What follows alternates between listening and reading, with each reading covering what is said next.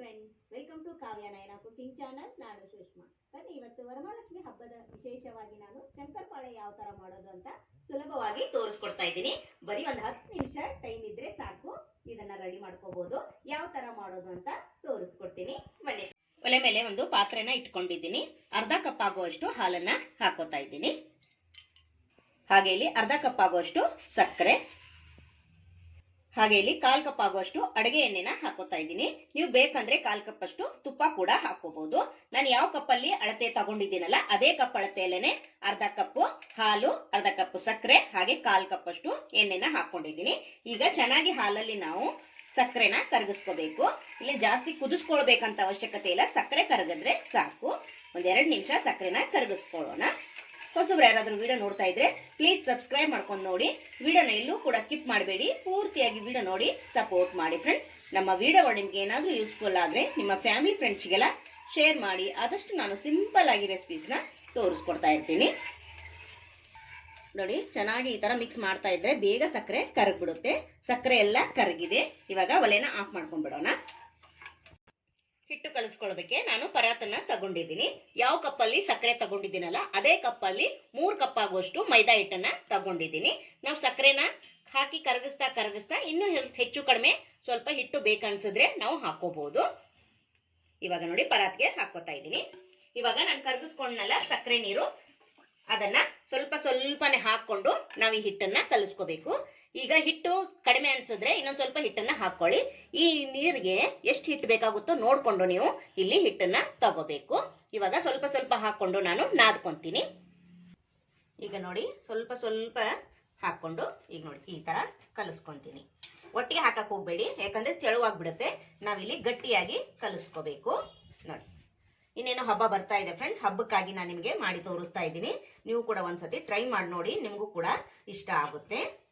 ನೋಡಿ ಈ ತರ ಕಲಿಸ್ಕೊಂತೀನಿ. ಲಾಸ್ಟ್ ಅಲ್ಲಿ ನಿಮಗೆ ಎಷ್ಟು ಬೇಕು, ನಾನು ಎಷ್ಟು ಯೂಸ್ ಮಾಡ್ಕೊಂಡೆ ಸಕ್ಕರೆ ನೀರು ಅಂತ ನಿಮಗೆ ತೋರಿಸ್ಕೊಡ್ತೀನಿ. ನೋಡಿ, ಇಷ್ಟು ಕಲಿಸಿ ಇಟ್ಕೊಂಡಿದ್ದೀನಿ. ಸ್ವಲ್ಪ ಗಟ್ಟಿಯಾಗಿನೇ ಇರಬೇಕು. ಜಾಸ್ತಿ ತೆಳುವಾಗ್ಬಿಟ್ರೆ ನಮ್ಗೆ ಇಲ್ಲಿ ಮೆತ್ತಗೆ ಬಂದ್ಬಿಡುತ್ತೆ. ಅದಕ್ಕೋಸ್ಕರ ಸ್ವಲ್ಪ ಗಟ್ಟಿನೇ ಇರಲಿ.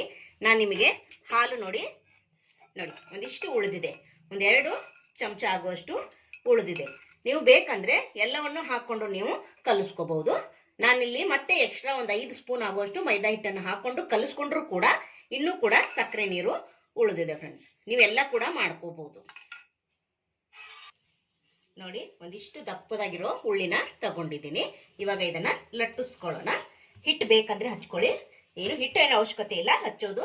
ನೋಡಿ, ಸ್ವಲ್ಪ ದಪ್ಪವಾಗಿನೇ ಲಟ್ಟಿಸ್ಕೊಳ್ಳಿ. ತುಂಬಾ ತೆಳು ಮಾಡ್ಕೊಳಕ್ ಹೋಗ್ಬೇಡಿ, ಚೆನ್ನಾಗಿ ಬರೋದಿಲ್ಲ. ಸ್ವಲ್ಪ ದಪ್ಪದಾಗಿ ಲಟ್ಟಿಸ್ಕೊಂಡ್ರೇನೆ ತುಂಬಾ ಚೆನ್ನಾಗಿ ಬರುತ್ತೆ. ನೋಡಿ, ಇಷ್ಟು ದಪ್ಪದಾಗಿ ಲಟ್ಟಿಸ್ಕೊಂಡಿದ್ದೀನಿ. ಸೈಡ್ ಏನಾದ್ರೂ ಇದ್ರೆ ತೆಗೆದ್ಬಿಡಿ. ಈ ತರ ನಾನು ಹಾಗೆ ಕಟ್ ಮಾಡ್ಕೊಂತೀನಿ. ನೋಡಿ, ನಿಮ್ಗೆ ಯಾವ ಸೈಜ್ ಬೇಕಲ್ವಾ ಅಥವಾ ಯಾವ ಶೇಪ್ ಬೇಕಲ್ವಾ ಆ ತರ ನೀವು ಮಾಡ್ಕೋಬಹುದು. ನೋಡಿ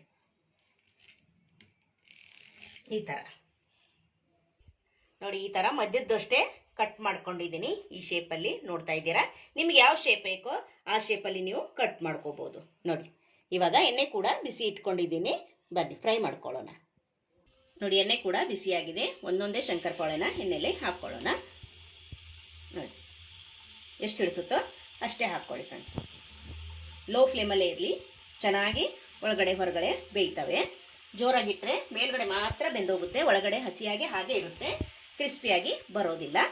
ನೋಡಿ,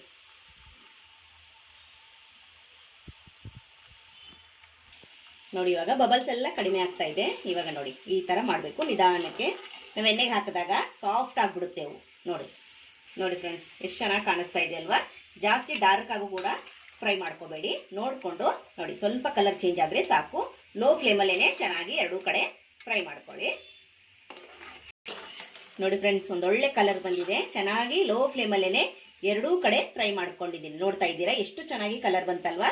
ಇವಾಗ ಇದಾಗಿದೆ, ಇದನ್ನ ತೆಗೆದು ಬಿಡ್ತೀನಿ. ಇದೇ ತರ ಎಲ್ಲವನ್ನು ಮಾಡಿ ತೋರಿಸ್ತೀನಿ. ಎಲ್ಲ ಶಂಕರಪಾಳೆನ ಫ್ರೈ ಮಾಡಿ ಪ್ಲೇಟಲ್ಲಿ ಇಟ್ಕೊಂಡಿದ್ದೀನಿ. ನೋಡ್ತಾ ಇದ್ದೀರಾ ಫ್ರೆಂಡ್ಸ್, 10 ನಿಮಿಷದಲ್ಲಿ ನಾವು ಈ ಶಂಕರಪಾಳೆನ ಮಾಡ್ಕೋಬಹುದು ಫ್ರೆಂಡ್ಸ್. ವರಮಹಾಲಕ್ಷ್ಮಿ ಹಬ್ಬಕ್ಕೆ ನಾನು ಈಸಿ ಆಗ್ಲಿ ಅಂತ ನಿಮ್ಗೆ ತೋರಿಸ್ಕೊಡ್ತಾ ಇದ್ದೀನಿ. ನೀವು ಕೂಡ ಒಂದ್ಸತಿ ಟ್ರೈ ಮಾಡಿ ನೋಡಿ, ನಿಮಗೂ ಕೂಡ ಇಷ್ಟ ಆಗುತ್ತೆ. ತುಂಬಾ ಕ್ರಿಸ್ಪಿಯಾಗಿ ಬಂದಿದೆ, ಸ್ವಲ್ಪ ಕೂಡ ಎಣ್ಣೆ ಹಿಡಿದಿಲ್ಲ. ನೋಡ್ತಾ ಇದ್ದೀರಾ, ನೋಡಿ ಸೂಪರ್ ಆಗಿದೆ ಮಾತ್ರ. ನೋಡಿ, ಕ್ರಿಸ್ಪಿ ಆಗಿರೋದನ್ನು ತೋರಿಸ್ಕೊಡ್ತೀನಿ. ನೋಡಿ, ಸೂಪರ್. ಸಖತ್ತಾಗಿ ಬಂದಿದೆ ಅಲ್ವಾ?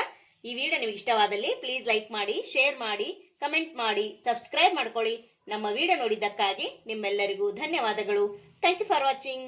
ನಮಸ್ಕಾರ ಫ್ರೆಂಡ್.